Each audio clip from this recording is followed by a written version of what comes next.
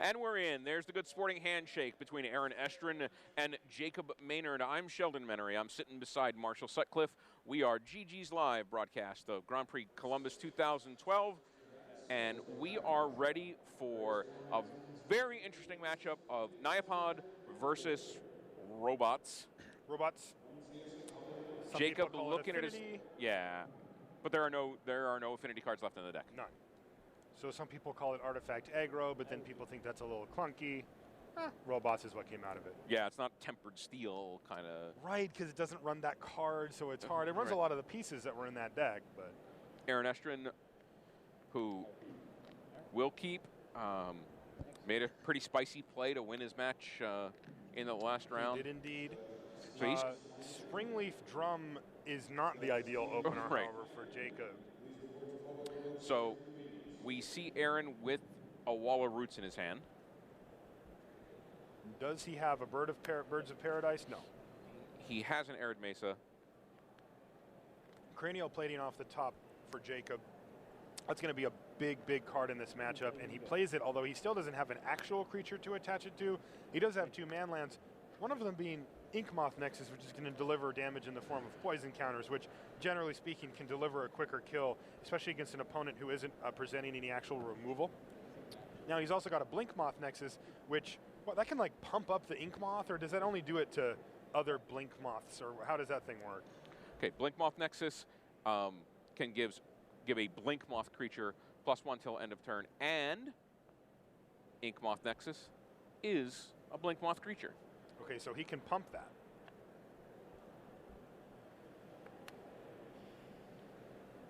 So we had Blinkmoth. So that's kind of interesting. We had Blinkmoth first. We have Inkmoth second. Or are we just going to have a Kunthmoth? Yeah. Something moth.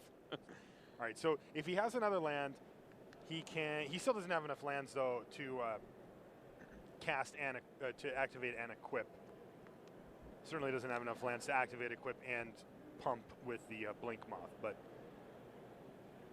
he can play a free. He can play like a Memnite. That gets him an extra mana. Signal Pest. Now Signal Pest also taps for mana now. Activate and just attack you. Okay. So it looks like he's on the Inkmoth plan here. I like this. I think this is the way you should do it. If you're Jacob, if he knows these lists, he should feel pretty confident about this. It blanks the Kitchen Finks, doesn't it? And he has 2 in his hand. I like this plan a lot. Now, there is a downside to it.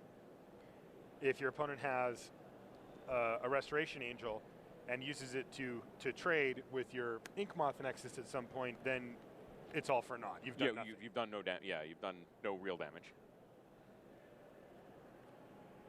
So that Wall of Roots certainly can make a mana. Looks like Aaron's reaching into his bag for a die or something to put a counter on it. He is. See, Jacob Maynard was reaching in his bag to help out. Oh, no. Do you see what he has in his hand? He has a Combust in his hand? No. It's a Cunning Spark Mage. Oh. Which is, like, you know how I was saying how he doesn't have any actual removal? Right. Well, he does have this. Right. He just insta-kills the Signal Pest. I'm not sure why. I think I would just wait. Jacob's deck doesn't have any way to prevent anything like that. Right. But it's fine. I mean, he's going to just mow him down if he can't. If Jacob can't produce a red mana and use it to kill the Cunning Spark Mage, which he can do right now. Springleaf Drum. So this is the Summoning Sick Inkmoth. He needs to. If I were him, I would say that. Equip, attack. Okay, I mean, see, this is why I didn't really like the play. Is it, Aaron had a chance to just kill the Inkmoth Nexus here, but instead he's going to be taking 1, 2, 3, 4, 5? 1, 2, 3, 4 damage. And did he activate the other Inkmoth as well? I had to use it to pay for it, right? Tap this one to equip, yeah. Activate, equip. Yeah, 3 artifacts, so 4 poison, right? Battle. Sorry. Yeah. So it's 4. Good. So is Estrin on 5 poison now? Should be 5, right? I believe it's 5. Yep, there we go. Confirmed at the bottom of our screen. That little that little subscript character. Man, see, and he took out that signal pest. It's like, eh. Yeah. I don't like taking the Well, he didn't extra like the hit battle there. cry, but he didn't care. I mean, because he hadn't taken any damage. I mean, he's only taken one. Yeah, and you know what? The battle cry doesn't count for the signal pest, so he's taking 0. Right. I think you just wait there. Now, That said, theoretically, he's in a pretty sweet spot here. We know that the Cunning Spark Mage is very likely to just die, but another wall of roots, and he can play a Bird of Paradise as the blocker for the flyer. sure. That Case seems very reasonable. In case something crazy happens. Yep. And 3 then for a pod? No, Finks. So he's mounted a little bit of offense, but even though he has all those creatures up, he's really only got 3 power on board. All right, so let's see what happens here. This is going to get a little complex because if Jacob activates like one of his nexus, he's going to have priority after that resolve. So he can use it to tap, you know, for the Springleaf Drum. And he can make red to take out the Spark Mage. Now the Spark Mage is then going to kill that nexus, presumably, so then he can use another mana. He needs another mana worth to activate and actually get the nexus in the air and swing in. He is just going to be able to get in for 1 this turn, though, I think. All right, so take 2. This is a creature that can now tap for mana, so it's kind of pretty efficient in that way. And he's going to, I mean, the drum makes colored mana, right? yes, 1 mana of any color. Yeah, so there it is. And he's going to use it to just take that thing out. Sure. Activate, and not enough mana to equip, so he's just going to bash for 1. Got to take this one. You need to save your bird, I think, for when you can prevent lethal, right, you know, which is going to be next turn as it sits. Which means that if Jacob has another burn spell in his hand, then he should be able to push through for lethal, assuming that there's no Restoration Angels. I think that's a Restoration Angel. A Restoration Angel. Okay, but he does have 2 Inkmoth Nexuses here. Again, if Aaron had killed that other one or given himself the opportunity to kill it, he would have taken 4 less poison. And, you know, the second Inkmoth is huge here because he's going to trade 1 off eventually with an Angel, and that's fine. But then he's got another one to just throw that cranial plating on and try to get in there again.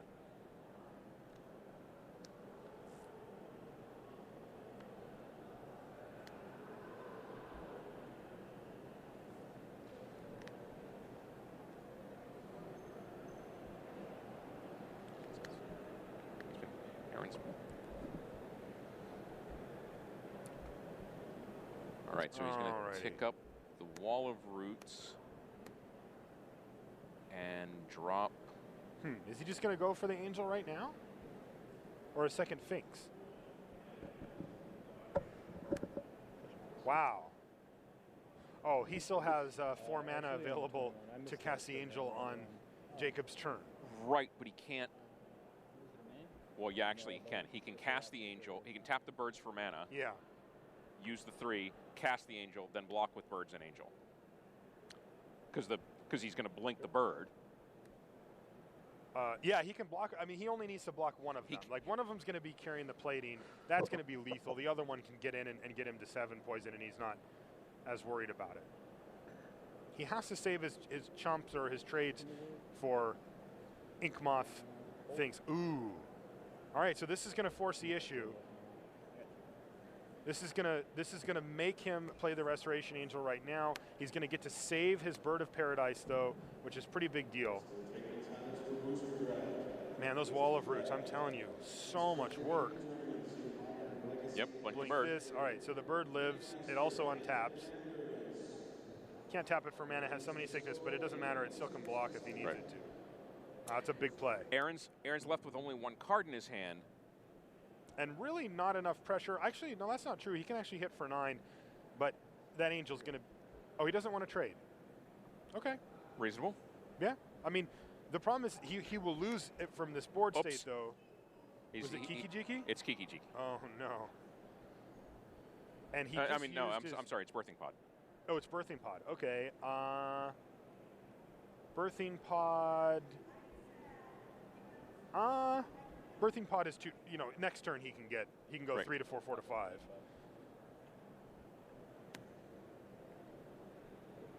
All right, we see birthing pod. Aaron's at a very comfy 21 life here. Yeah, so he's gonna no issues. He can pay do the whatever he mana, wants. yeah. If he wants, I don't even think he needs to. Have we seen the last card in his hand? Put a 19. I mean, I don't know what it is. He just peeled the birthing pod. I don't remember what his other card is. Side. One conscript's in the side. Yeah, conscripts is in the side. But he needs Kiki Jiki still.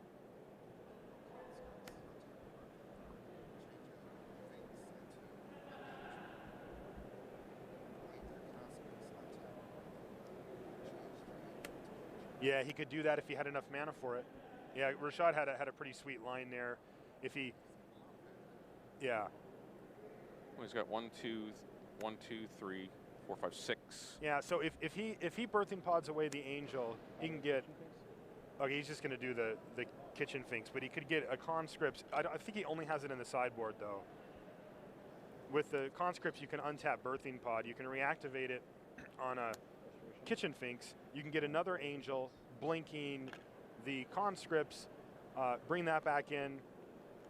That untaps a birthing pod again, and then use the birthing pod to get the angel away, which gets a Kikijiki, and then Kikijiki makes copies of Zealot's conscripts infinitely until you're dead. Unfortunately, like I said, he doesn't actually have conscripts in his main. He has one in his side. So correct. That combo is not available to him, but good eye from Rashad over there. Yeah, I mean, we should just verified that by looking at his deck list. So he's going to have to settle for 2 Restoration Angels, a Kitchen Finks, another Kitchen Finks, a Birds of Paradise, 3 Wall of Roots, and a Birthing Pod.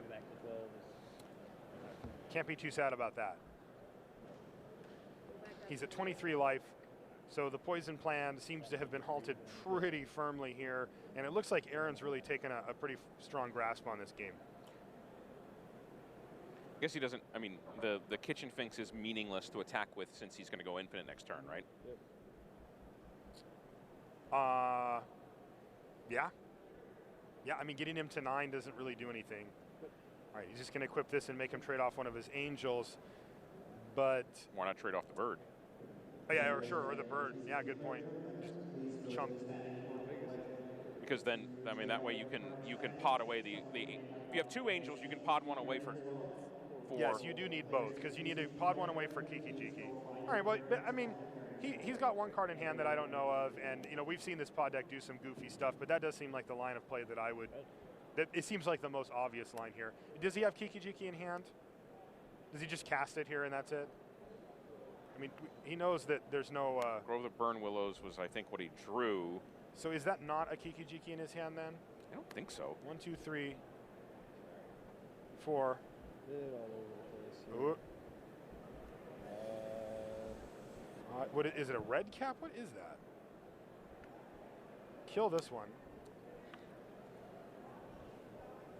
Red. I think that's an F&M murderous red cap. Oh, so you just pod that away for Kiki Jiki. There you go. Yeah, that is a murderous red cap. Say goodnight. And that should be, that ought to do her. Now, Jacob does have access to burn spells, so he's not out of the woods yet here. He can kill Kiki Jiki, but I don't think Jacob actually has one in his hand. So. Right, Aaron, careful not to tap that bird just in case something's up. Mm-hmm. Pod this away. Does it resolve? Does the pod trigger resolve? Well, the pod's an activated ability, by the way. Right. So does the pod activation resolve? Does the activation resolve? All right, so he does have a burn spell, and he's going to use Shrapnel Blast to kill the angel. That's good though. Okay. Go get something. Do 1 to something, but he gets Kiki Jiki. So getting in for 3 with that Kitchen Finks was actually significant. Yeah, it is right now too, because this puts lethal next, and also because... Just, yeah, why didn't he copy a...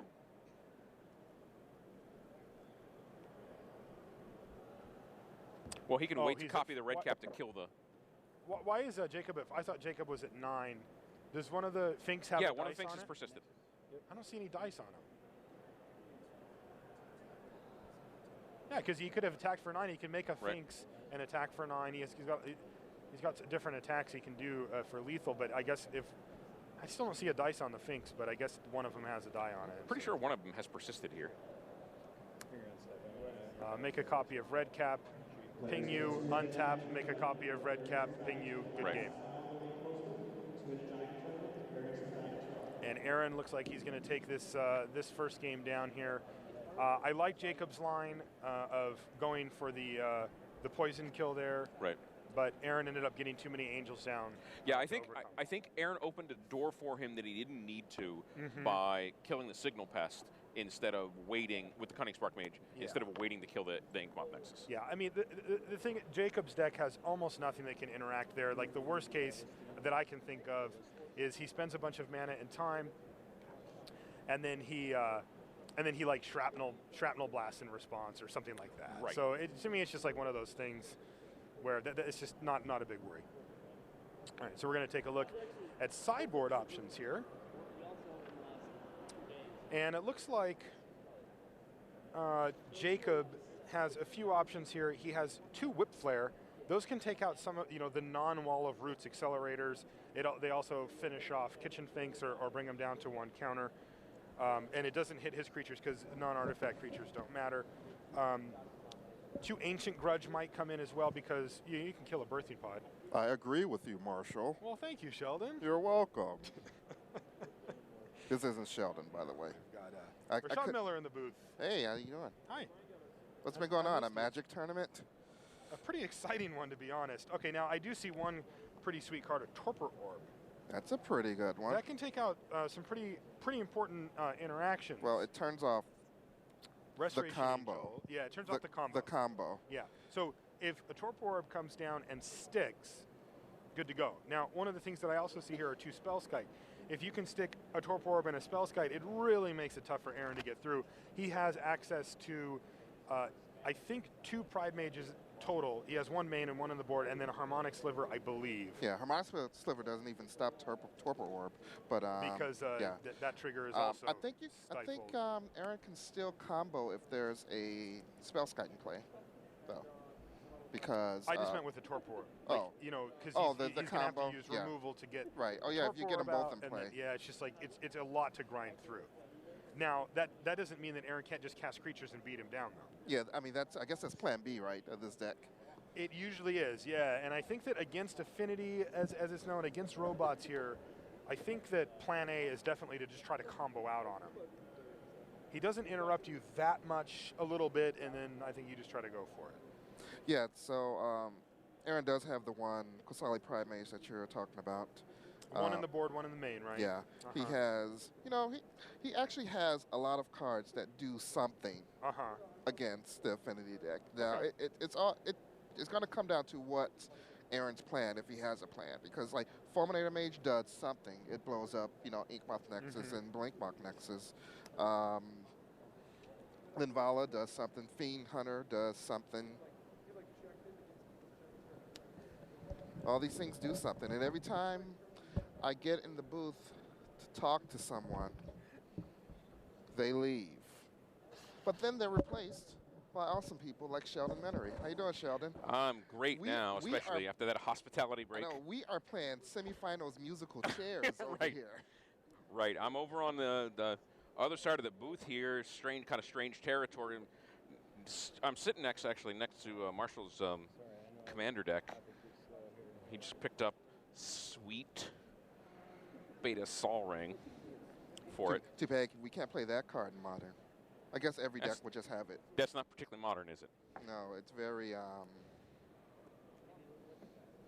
not modern. Classical? Vintage? Vintage? Perhaps? Eternal? Eternal. All right, so we're going to go to game 2 of this semifinal match between Jacob Maynard, Aaron Estrin. Jacob is obviously going to be on the play, which is sort of where the robot deck definitely wants to be, because he's going to lay pressure. He tried the poison plan in last round. It's certainly not a bad plan because you only have to do half as much. It blanks the Kitchen Finks. It keeps Aaron needing to get the flyers. Now they have the split pro tour. Yes. To not get killed relatively Yeah. quickly. Well, I mean, cranial plating on an infect creature is pretty good. Yeah, it's twice as good as cranial planing on Right. just a regular dude. Right. But Marshall was going through Jacob's sideboard, and he didn't mention the 4 Blood Moon there and here. Now, Blood Moon isn't going to be as effective as we've seen it against the crazy pod deck, Right. that, like we were saying, because, you know, Aaron's playing Naya pod, and one of those colors is red, so it's not going to completely shut him out. Right. But there are a lot of cards that Aaron would love to be able to play that he probably can't if there is a Blood Moon in play and he didn't prepare for it. Yeah, his only basic lands are a mountain and a plains. Yeah. I mean, there are ways to get it, but there has to be a mindset of, I need to be prepared for Blood Moon. This Right. first fetch land is going to get basic forest or something like that. Correct. Because usually the first land gets a color of land that can cast 2 spells in my hand. Right. So as players are looking over their mulligans, Rashad is going to step out. Marshall Sutcliffe going to step back in. All right, we have a pretty quick start here for Jacob. This is a little bit more what he wanted. He's got a Blink Moth Nexus, an Ornithopter, and a Springleaf Drum. Another Blink Moth to follow. And he's going to tap. Yeah, oh, here we go. So now he's tapped out for an Etch Champion. Now, this already has Metalcraft. So it's already pro everything. It's pro all colors. It's not Pro quite everything. mini Progenitus, Right. but it's right in the neighborhood. It could be stolen by a Shackles. Yep, exactly. There are a few relevant things that happen there, but I think in this matchup it's pretty much pro everything. All right, we see a Restoration Angel on the top of Aaron's hand. See another land that he's dropped. Is this going to be a Wall O Roots? It is indeed, and he just says go. All right, so now the key here is, are we going to see a cranial plating? There's a Memnite. Now, Memnite's going to act as a little bit extra insurance to make sure that that Edge Champion stays protection from everything. I don't see a plating in his hand. Okay, because a plating is a huge deal here on Jacob's side. Torpor Orb comes down. Now, that's a big one. So, Torpor Orb, you know, is a card that doesn't see a lot of play, but when it does, it tends to be very important. It's very simple. It says creatures entering the battlefield don't cause abilities to trigger. In other words, Restoration Angel, no ability trigger. Correct. Zealous Conscripts, no ability trigger. Same thing with Village Bellringers, you know, so you can make all the copies you want. Kitchen Finks, that does not gain you life anymore. There's a whole lot of things that basically shuts off a ton of the deck.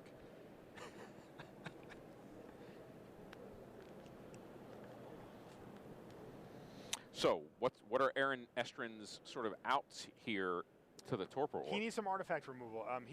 The Harmonic Sliver no longer works. Oh, wow, another Etch Champion, too. So there's actually some pressure just on the ground in the form of double Etch Champion. Sure. Split. That's a colored spell. I mean, he's forced to almost just try to race here. Right.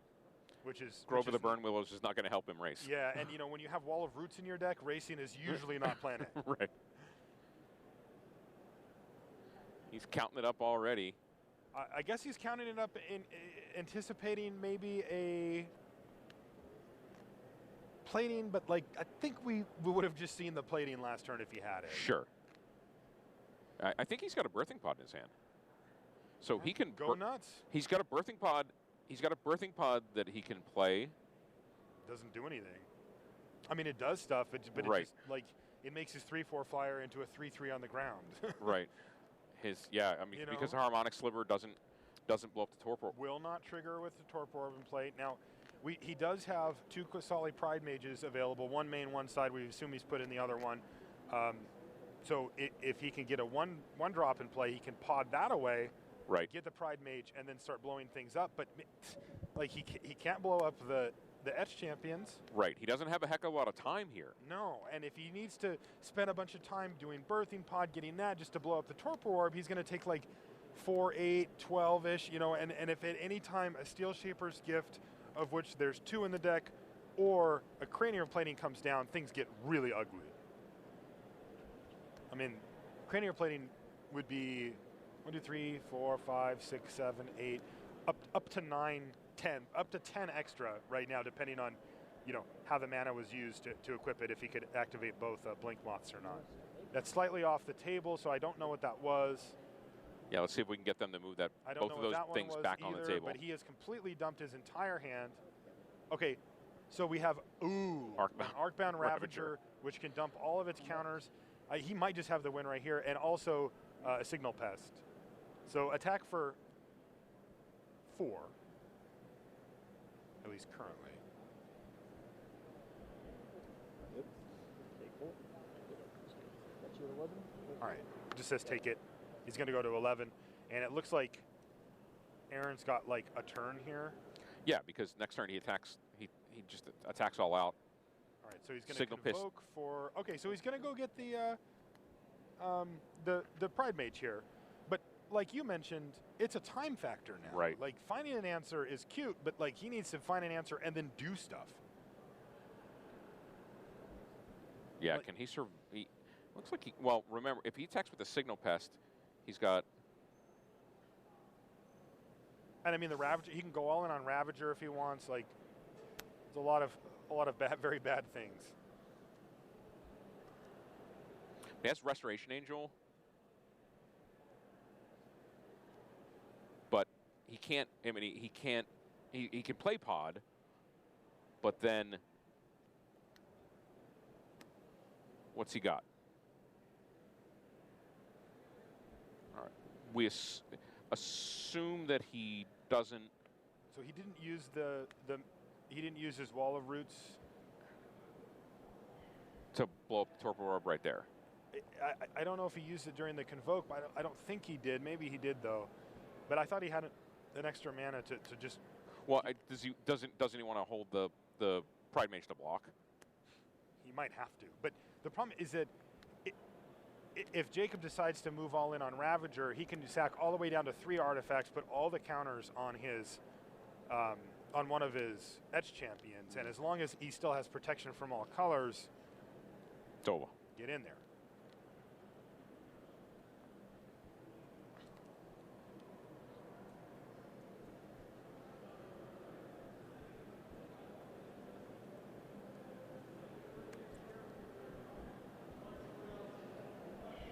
Make a little room for a Cunning Spark Mage. Yeah. Okay. You know, that can help whittle down the artifact count here. Jacob just has to be... Cranial plating? That is a cranial plating off the top. Has to peel cranial plating. He is going to equip it. Now, the cranial plating, though, can absolutely get blown up by the Pride Mage here. So, first things first. Before you declare, I'm going to shoot Signal Pest. Thank you. Yeah, let's. Before no attack. Yeah. Yeah, because before you get the battle cry. Yeah, because of the battle cry trigger, exactly. So he's going to use the Spark Mage so that never happens at all. And now he's going to move into attacks and just ship everybody. Why is he attacking with this? Oh, he can attack with everything because whatever survives, he can put the Ravager counters on. Like even the Ornithopter if you wanted. So.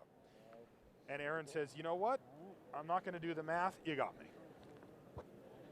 So we go to game 3. Very quick game 2, which is the game. The quick game is the one that Jacob wants. Oh, absolutely. Because once Aaron gets to the 5th or 6th mana with a reasonable draw, he's and a pod. He's at risk. Right. Where in this game, I mean, the artifact deck did exactly what it wants to do. It dumped its hand. It had a quick hand. Just puked it on the table. Right. You know, had a couple of mini Progenitus and just ran him over. And you know, really he's got a lot of built-in redundancy to get those cranial platings. I mean, he has 4 in the main, and he's got 2 Steel Shaper's Gift as well. So like, he's gonna find those eventually. Yeah, he's got a pretty good chance of grabbing one of those in the first 10 cards or so. Yeah. Like, very, very good chance. I'm sure one of the mathologists out in the one of the math psychologists. One of the math scientists. can tell us exactly what the numbers are on getting one of those 6 cards in a 60-card deck before turn 4. As a matter of fact, I'm going to send it out to a challenge. Someone tweet to either me or to Marshall what the percentage is of getting a cranial plating in the first. Or a Steel Shaper's Gift. So he's got 6 of his 40. Right. And you want to know in the first 10? In the first 10 cards. So by turn 3. Yeah. Which is when you can cast and equip it. Correct. I mean, he has a little bit of acceleration. I like it. We'll see how fast. We'll see how fast we get that answer. I got revenge though because I turned 3 to with poison. No pings on IRC yet. Ted Knutson is maybe asleep by now, so he might not be firing the math up. Who, Ted? Yeah. He could figure it out though. In his head. Yeah. I've played play testing for this. If my wife's listening to the broadcast, she's standing in front of a dry erase board right now, going. That's nice. Yeah, I know my buddy Joe Bono was helping us out yesterday. He's definitely one of the smartest people I know. He could probably just whip that out too. I can normally figure it out okay, but I'm not even going to bother here. I only have so much mental energy to expend on a weekend. I'm getting a lot of love about Modern on Twitter. Yeah, I mean, I came into this weekend, and one of the things I said is I want to get an appreciation for this format like I did with Legacy, because I really didn't know Legacy before doing GP in Indianapolis. I was like, there's turn 2 kills. No, I did Indianapolis before Atlanta. So I watched 36 rounds of. Yeah, you've got a pretty healthy sample size there. And I was like, there's turn 2 kills. It's not my kind of format. Right. And turns out that Legacy is just a skill-intensive format. Yeah. Legacy is you got to be a player to win. Yeah. The people that say that it's turn 2 kills and you never get to play and it's not interactive, they're wrong. They're just straight up wrong. Yeah, I was certainly wrong about it. I really, after those 2 events. We have one answer. Okay, Matt Hickman says 65.13%. I got another one coming in here. No, that was just somebody following. That's pretty high. Yeah, but people are loving Modern. Attack Cowboy says I should start another podcast called Modern Resources. Yeah. Okay, so Aaron Estrin has gone to 6, but he's got turn 1 plays, and is that a Pride Mage in his hand? There's another. There is a Pride Mage in his hand. And there's another. All right, so right away, this looks a little different than the normal opener, but it's just Mountain Galvanic Blast, and he might wish that he saved that one. There's Walroots, and another. Joe Bono says 68.26% in the first 10 cards, and I would bet a lot of money that is correct. So let's let Joe and Matt Hickman battle it out. Yes, they will arm wrestle.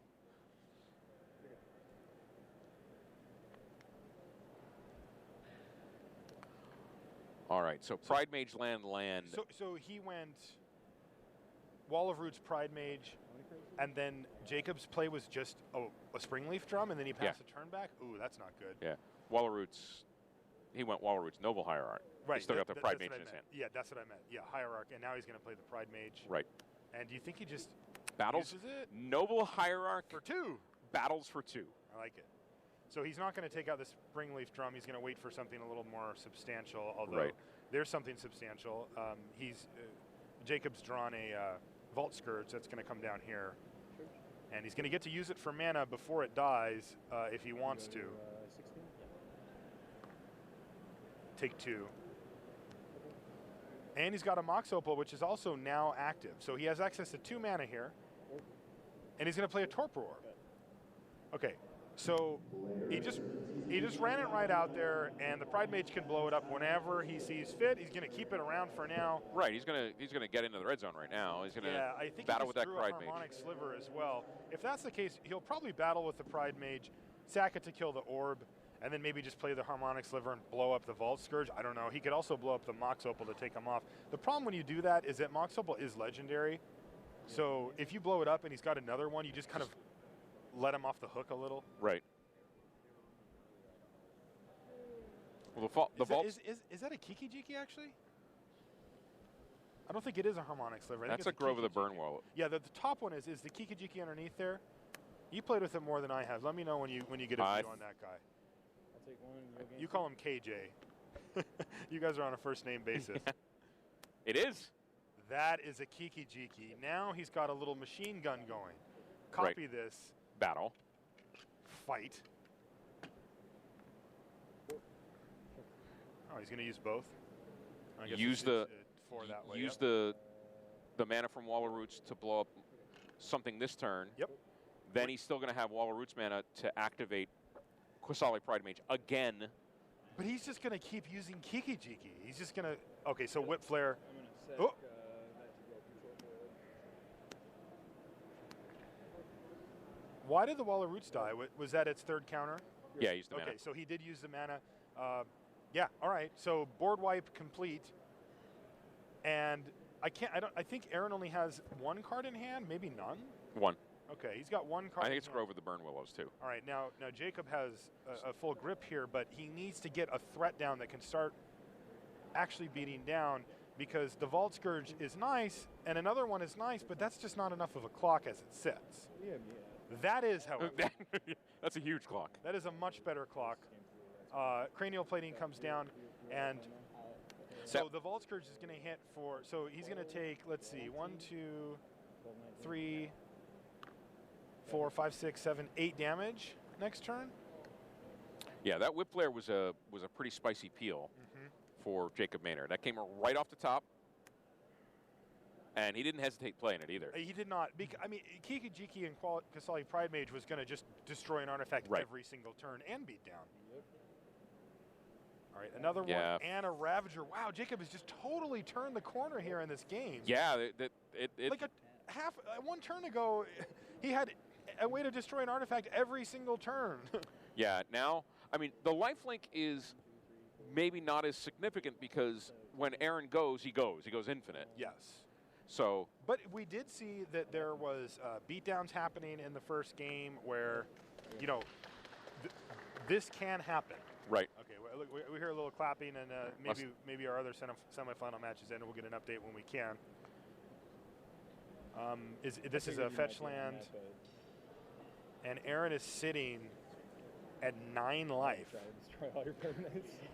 Seems like the report is Lucas Xiao has taken down his semifinal match. All right, so Rug against Delver Max Seetzy. Oh no, you did is advancing, and it beat Red, Red, White, Blue. Right. In I wouldn't call it a mirror match. The decks are significantly different, but in two decks that are trying to do similar strategies. Stylistically similar. Yes, exactly. So Aaron Estrin really up against it right here. He's way up against it right now. Even if he hits like an angel or something. Well, if he's got no pod. Nope, and he can block once. That is a Birds of Paradise and a Court of Calling. Yeah, it really looked like Aaron Estrin was in the driver's seat. He extends the hand. And that's the game and the match. So there's Jacob Maynard's friends giving them the big congrats. Little sigh of relief there. Yeah, again, he's going. He's in his own. Look at that face. He's definitely. You can't wipe the smile, you know. He's definitely in the